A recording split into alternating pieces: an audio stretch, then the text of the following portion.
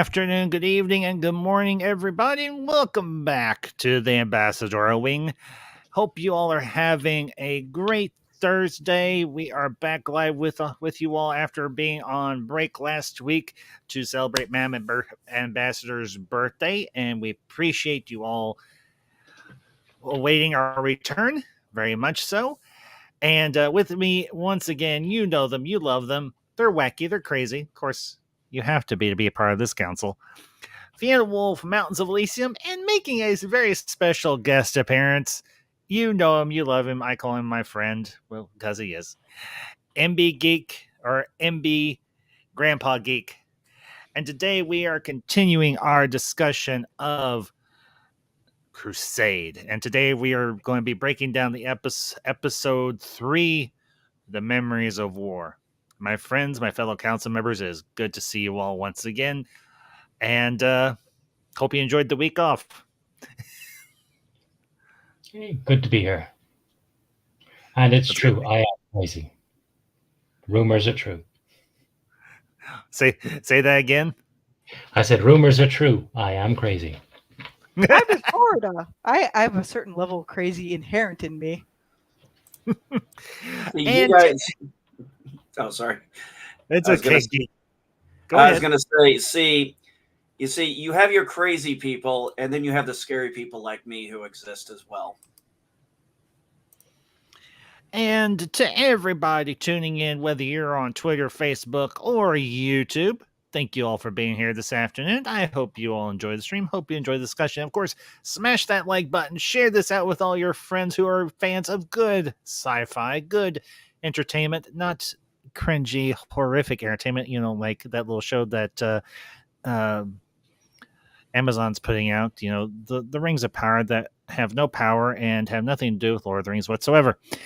But today, as I said, we are continuing our discussion of Crusade, and we're going to be doing our breakdown of the memories of war. So, with all that being said, to the chat, all the familiar faces, Bureau 31, Archer Colin, and anybody else out there lurking in the internet, hope you enjoy the stream today, and let's jump right into the memories of war. My friends, I've done my deal. Let's get down to it. Get it! The snarky mage, but snarky in a good way.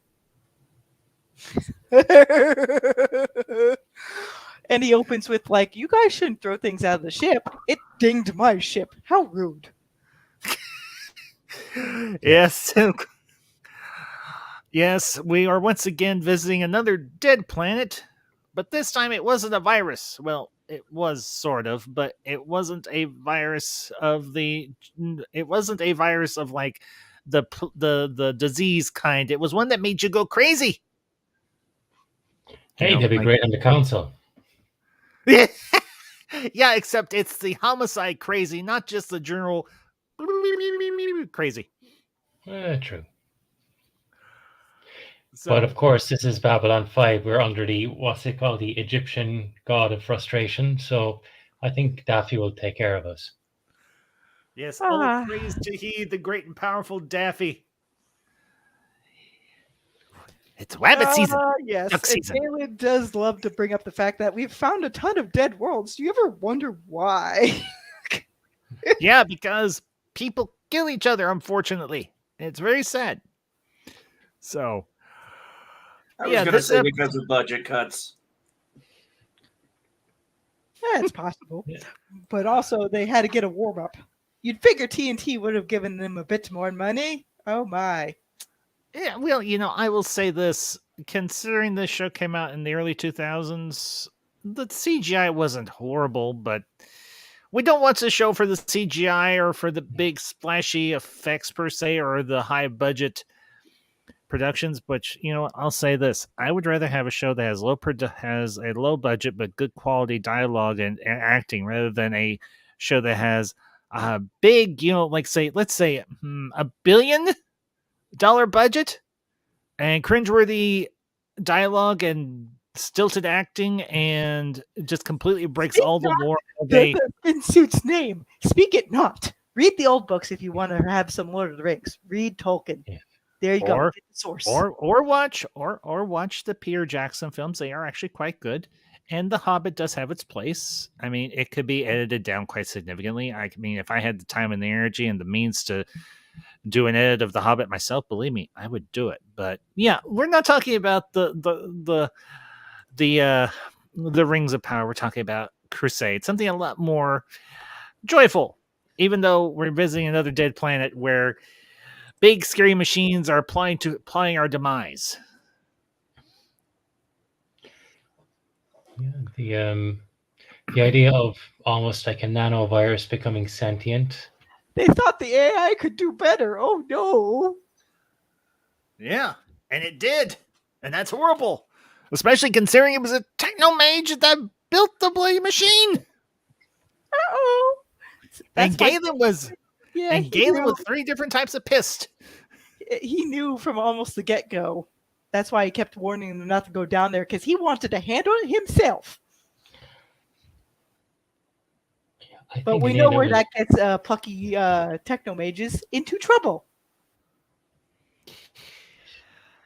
Yeah. God love Galen. He tried and he's like, okay, fine. Now, I will say this. The one really good effect that I think has aged well is the eye interface for Galen.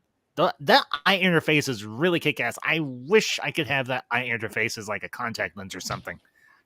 I've seen ads for them like that on Google. Contact lenses that pretty much do that. I'm like, no, even I wear glasses, but I'm not going to wear contact lenses. But if I did, like Carlsberg says, they'd probably be the best contact lenses in the world. The cityscapes still have a pretty good. They make each dead city look pretty distinct. They do. They do.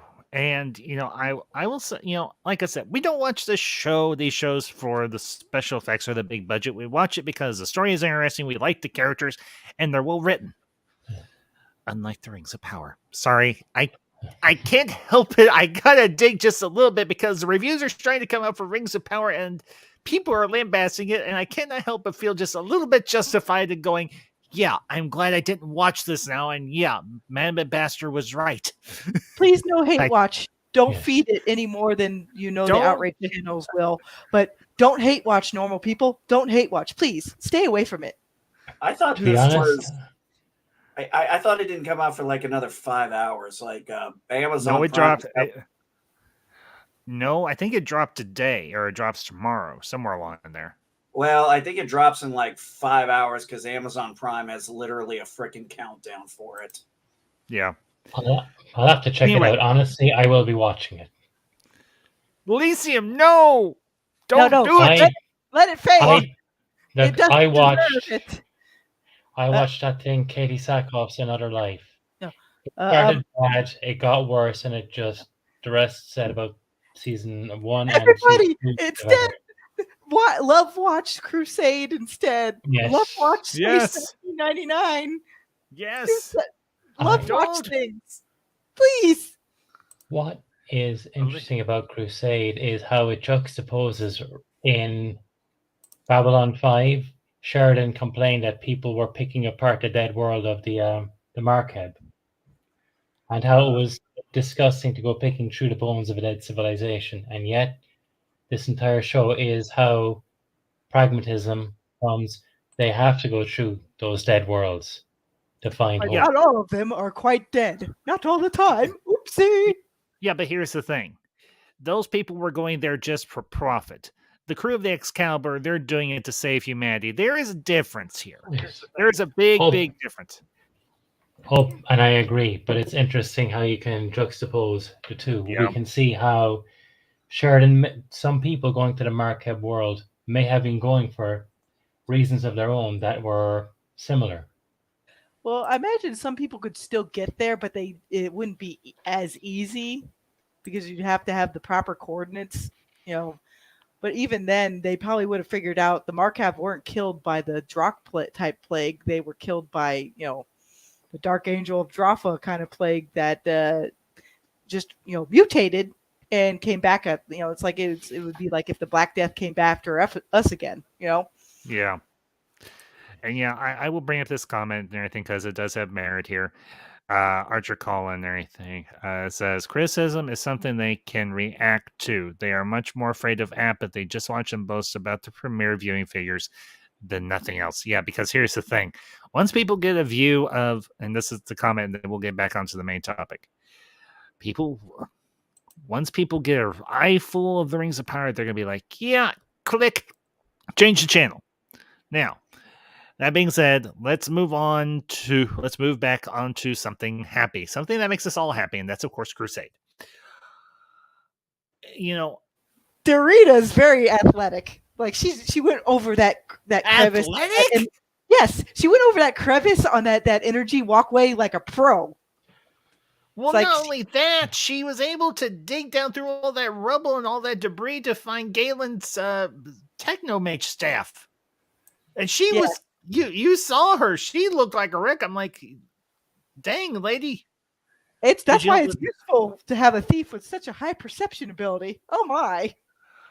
Yeah, but the cool thing about that is there was a moment where Galen actually touched her hand. The thing about this, one of the things about this episode that I really appreciate is we really got to dive into Galen's psychology, for lack of a better term. He's like, when I was expelled from the Technomage Order, I had to find a new family. He's like, you all are that family. He's like, as much as I don't want to die, I don't want to see you all die either, because then I'll have to start all over again with finding a brand new family. He's like, I don't know anybody out there that's possibly going to want me. So I have to. Why he had such a fun relationship with Matthew Gideon. They're kind of like rival brothers, but not there to hurt each other, more like goad each other. Just what brothers would typically do to each other. Yeah. Now, I have a question. What the hell is that yellow glowing talking box? Can someone answer this for me, please? Do we ever find out? It was supposed to be answered in season 2. It's called, I think, the Apocalypse. I can't even say the word. Apocalypse. It's unfortunate that they didn't get to expand on some stuff they introduced in these episodes, but I wonder if they would have tied it into Pandora's box later on, or like legends like that. What if there was a Pandora's box for every race known to the galaxy? Like, maybe, no. Maybe. That could be that could have been an interesting thing. Yeah, it could have. And I want to send a shout out to the chat to a member of the council who can't be here today, or Coach A. Just to be buddy if you stop by, and we all hope you have a good shift. And the whole gym private, I will tell you publicly, place will be held for you when you are ready to return. So, and y'all, if you're not subscribed to Coach A's channel, I know Elysium has dropped the link to everybody's channel in the last several streams that we have done. Go check out one of those old streams and go check out Koj's channel. It is worth your time. But yeah, I'll bring up I think it's Colin who made this comment. Yeah, it was Colin. If I can get it to come up. He says, yep, I did wonder if perhaps Dorina had come close to earning her apprenticeship there. That's a distinct possibility, because you notice how Galen reacted. But I want to get back to that box. I don't trust that box. It's a plat box. It's a what? It's a plat box. He can pull rabbits out of the hat in there, and then, yes, this is tied to the main storyline retroactively. Because that is also what writers can do, too. Like, if they have some sort of idea, they're like, upon retrospection, I can tie this into plot point C and A over there. Aha! Yeah, because it's telling Gideon not to trust Galen when Galen's only being a guide for them, trying to keep them from getting themselves really badly hurt. So I have to say, don't trust boxes not bought from Home Depot.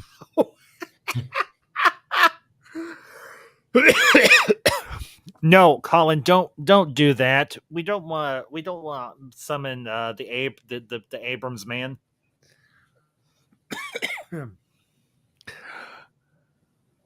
Oh, he's saying do not trust boxes not bought from Home Depot. Yeah. Sorry, Coach, I read that wrong. But I get this feeling that box has a beef against Galen. Maybe justifiably so. Maybe maybe it has the spirit of somebody that trifled with the Techno Mage, or maybe specifically Galen, and maybe that thing has a beef against Techno Mages for all we know.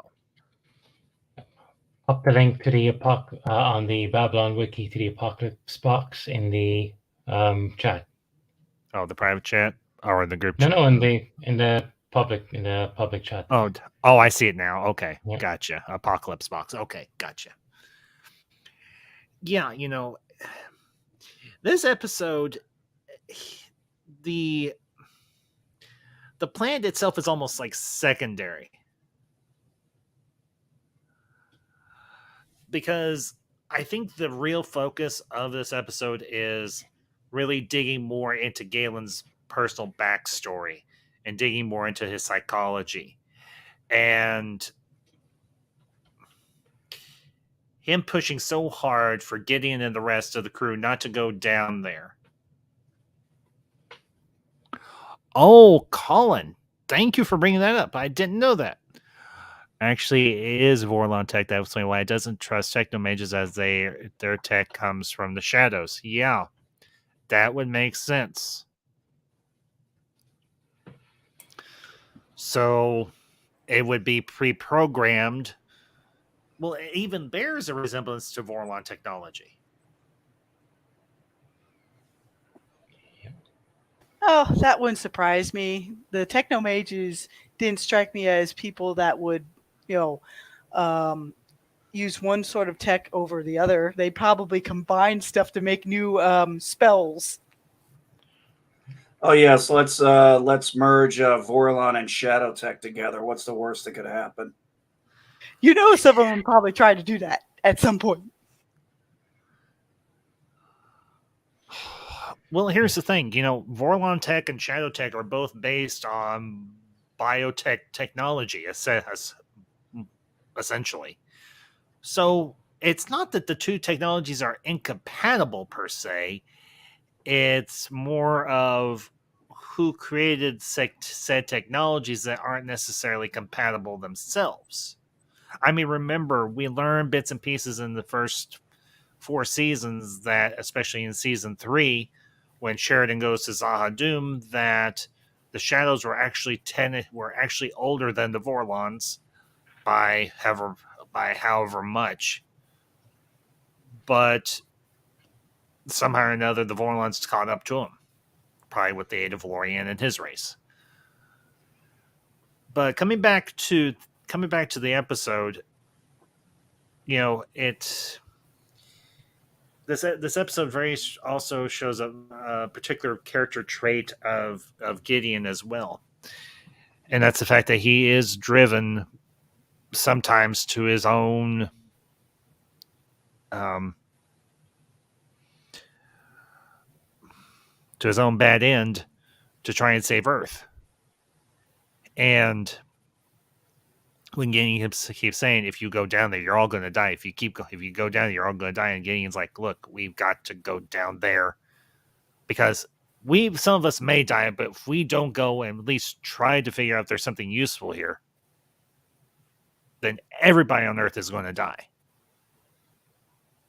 And I will say this, it was nice to see a broadcast from Honest ISN, a honest news organization, unlike some that are currently in existence now, and that's all I'll say. Unplug media. Take a break, guys. Really, you're a lot happier if you don't only look at like the news like maybe once a week for like about 5 minutes. It's like, okay, status quo is still there. Yep. Okay, bye news. Bye. But I found it very interesting. It was nice to see kind of, here's an update.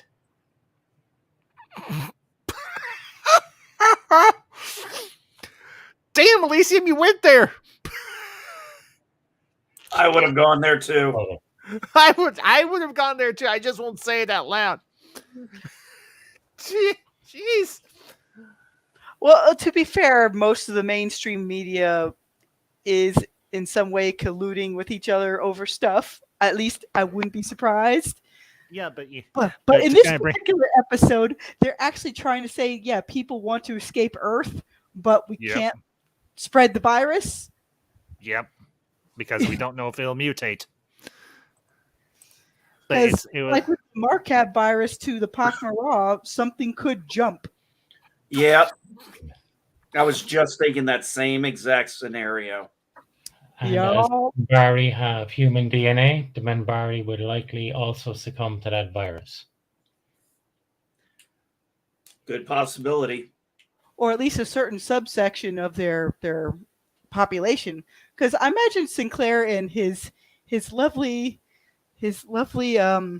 wife, because I imagine those two did find each other in the past, because she went through the rift as well. You'll see it in To Dream in the City of Sorrows, that book. But I imagine that probably at least a third of the Minbari population have some aspect tied back to Valen. More than likely. They probably had a lot of kids. Okay, I'm back now. Lisa, were you trying to kill me? Can I say the quiet part out loud? This episode of Interstellar News Network. What are the poor travelers of the Excalibur doing today? Please, nobody panic. I'm going to quote a show that I think we all will know. Gee, Captain Gideon, what are we going to do tonight? The same thing we do every night, Galen. Try and save the world. If you all don't get that reference, hang your heads in shame.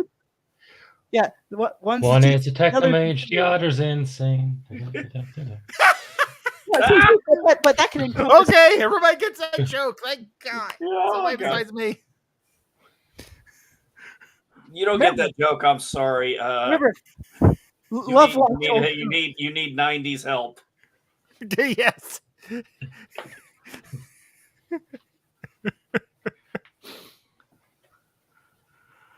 In a way, Galen confronting another member of his order was kind of like a certain Mr. Gandalf confronting the man of many colors. Oh, Saruman of many colors? Yeah, because the conceit of one of his order ended up causing more trouble, and so Galen had to come in and kind of straighten things out. Yep. And can we just say that in this particular episode, Galen was indeed a Galen ex machina, but we love him and we don't care because Galen's awesome and everything that he says and does. Well, in a way, he kind of fills that Paragon role in terms of like he's there because he has the skills. He's not really there to go through a very big dynamic arc.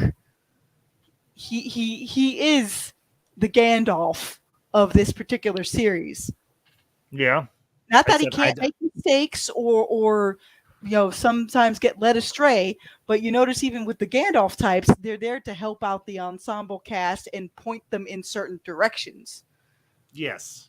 And they also participate in the ground warfare too. So it's not like he doesn't sit back in armchair quarterback, the Excalibur. No, he actually gets down there. He gets dirty with the rest of them. But this episode, okay. I think one of the really cool things about this episode also is we get a little more. We get a sense of what the rest of the crew of the Excalibur feels about Galen, particularly when he pops into the med bay. And Dr. Chambers is like, there's a reason why people call you the Spectre at the banquet. Because you either show up when somebody's died or somebody's about to die. And it's too late for you to do something about it. And he's like, yeah, well, this time I'm actually here to try and prevent people from dying rather than showing up after. Well, unfortunately, people have already died. And of course, the fact he always dresses in black doesn't necessarily help. He looks like the freaking Grim Reaper, except, well, he's not the actor from Bill and Ted's Bogus Journey who played an awesome Grim Reaper, who unfortunately got Melvined.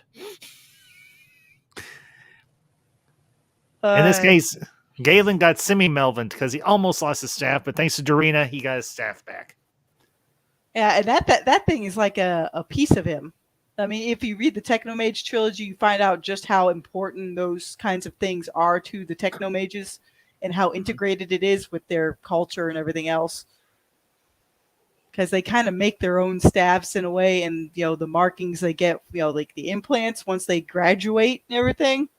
Mm-hmm. It's all very mystical and a core part of their identity. So you can see why he's really upset.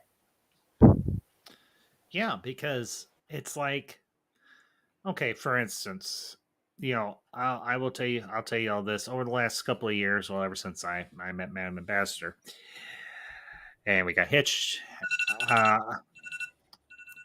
over the span of 7 years. I've been working to rebuild at least a portion of my Star Wars toy collection. And when I sold it back in 2008, I felt like I lost a piece of myself. Because as a Star Wars fan, or well, in this case, I'll be honest, as a Star Wars mega fan,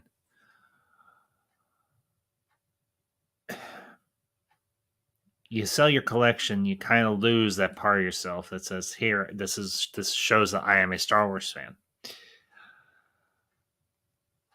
Last Thursday, after we got done with Mother Ambassador and everything, we stopped off at a local comic book shop / they sell vintage toys. And amazingly, now it needs a lot of TLC, but the majority of the bones are there. We actually found a vintage, obviously, first original line Millennium Falcon. It needs some cleaning. It needs some of the parts restored to it. But I got that. I saw that in the case, and I was like, honey.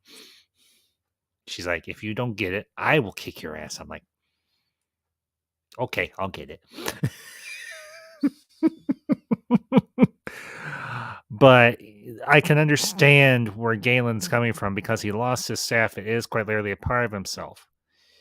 And, when you feel like you've grown up and you have to get rid of certain things, but when those things are gone, you feel like you have lost a piece of yourself.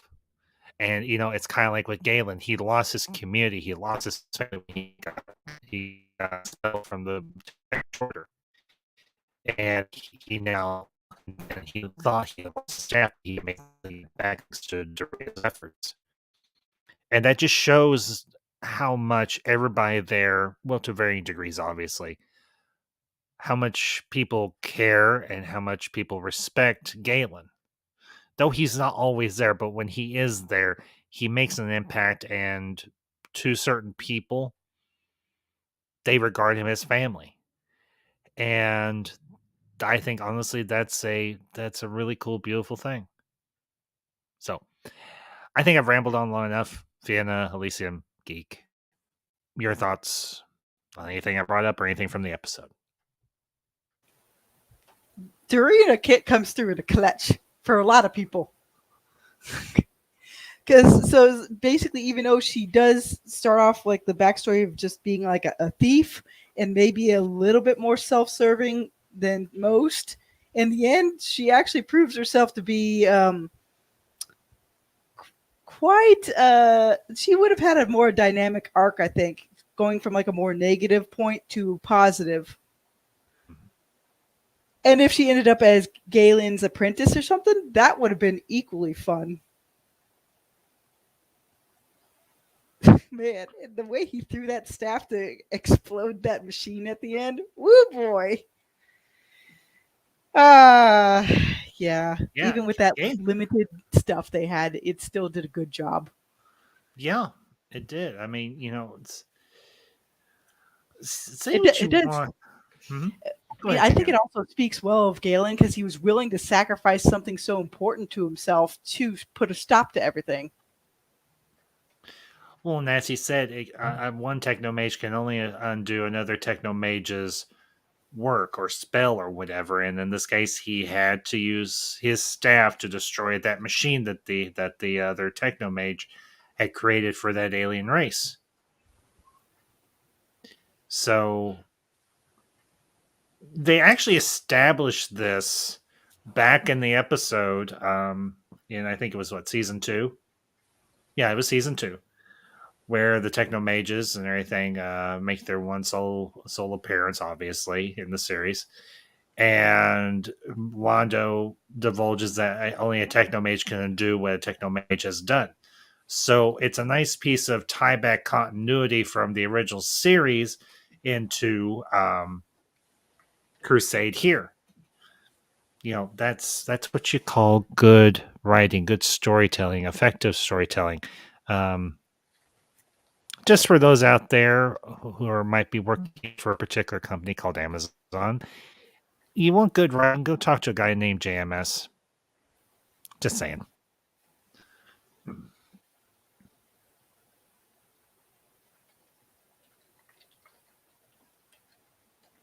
I hope. Well, again, you just have to do simple archetypes. It's not like you have to start off with the whole kitchen. You start with a few threads and you can build from there if you want. So many people think that they can be like, I'm going to do this big old epic, and then they build hundreds of pages of backstory. But it's like, what about the characters that are supposed to inhabit that world? Get started on the plot. The rest of it can come with the plot if you want to. But again, that's just my 2 cents. And I liked where Crusade was going with some of its plot. It was trying to get its plot threads going so it could have other stuff for other seasons too. That's true. And I think the plot of Crusade was the plague was supposed to be, I think, sorted either at the end of season 1 or season 2. And then there was supposed to be a shadow conspiracy on Earth. And that's where the series was going after that, going back into the aftermath of the telepath war and the consequences. And it's just a shame JMS couldn't see this vision through, because we saw what he did with the 5-year arc in Babylon 5. Probably the best sci-fi show of all time, if not the best, certainly close to it. So, from what I know about the Apocalypse box, kind of, well, I need to have seen how he dealt with it, because I'm kind of going, it's a bit, I wasn't too happy with one of his plans for it. Now, I don't want to kind of say too much because there's still a couple of episodes to go, and some people haven't seen Crusade have started to watch along with this. But once it's done, then we can go into greater detail on it. Yeah. So, well, and here's the thing with this episode, it is relatively straightforward. I mean, aside from talking about Galen and talking about, the mission down to the planet, there's not a whole lot. I'm not saying that this episode isn't good. This episode was actually really good. I mean, I enjoyed it and everything as much as I did last week. So I know, Elysium, you've got to bounce and everything. And I don't want to drag this conversation out longer than need be. So I'd rather keep a nice, tight, concise review and discussion rather than drag it on longer than needs be. So we'll do any final closing thoughts, and then we'll wrap up for the afternoon. So Fiona, Elysium, I want to give you all the floor. Any final thoughts you want to give, and then we'll call it a day. One other thing that really left me an impression in this episode is when she does go into the med lab, Dorina, and you just see her caked with everything under the sun on her face and body. And it's like, Like, that's dedication, man. That's a way you can showcase a character's virtue just on visuals alone. She's willing to go through the muck to find her friend's, most prized possession. And they've only been like at it for a couple episodes, and you could already tell that they have a formative bond. Yes, and I think what I like about Crusade here is we're seeing the formation of some really fantastic characters. Like Dorina is, one of my favorite characters of the franchise. Galen is just amazing. Gideon is great. The first officer, though we haven't seen much of him, really interesting. Iverson, at the moment, anytime he's on screen, you have to wipe the slime to see any more. But he is a good character. Yes, he is. Yes, he is. And so is Dr. Burks. Yes. Some people I think would say, well, these are just kind of stand-ins for the cast we had on B5. No. I will debate anybody on that point. Because these characters are completely different in their personality, in their motivations, and everything else across the board compared to the crew of Babylon 5. And I would have loved to see more of them. I really would have. I hope someone that was a dedicated fan. I mean, don't get me wrong, I'm a dedicated fan, but I've got other projects I'm working on. But I hope somebody out there did a fan fiction that at least continued or completed Crusade's mission, and that they were able to find a cure to the Drakh plague. And I hope somebody used this series as inspiration to continue on and finish the story. Because, JMS never, as far as I know, JMS never had a big issue with people doing fan fictions in his universe, at least as far as I know. Anything. So, Archer, unfortunately, no, I didn't get that reference. It just kind of went over my head. I'm sorry, bud. So, I'll have to go back and see if I can find footage of from that particular reference. So, but anyways, folks, we are going to go and wrap up. Like I said, Elysium's got a few things he's got to get done and everything. We will, of course, be back next week, same time, same B5 time, same B5 channel, and we'll be continuing our review of Crusade. I do want to let you all know, September, October, I'm going to be coming back. The Ambassador Wings will be coming back with a roar, because this month is, of course, Ambassadorial Birthday Bash month.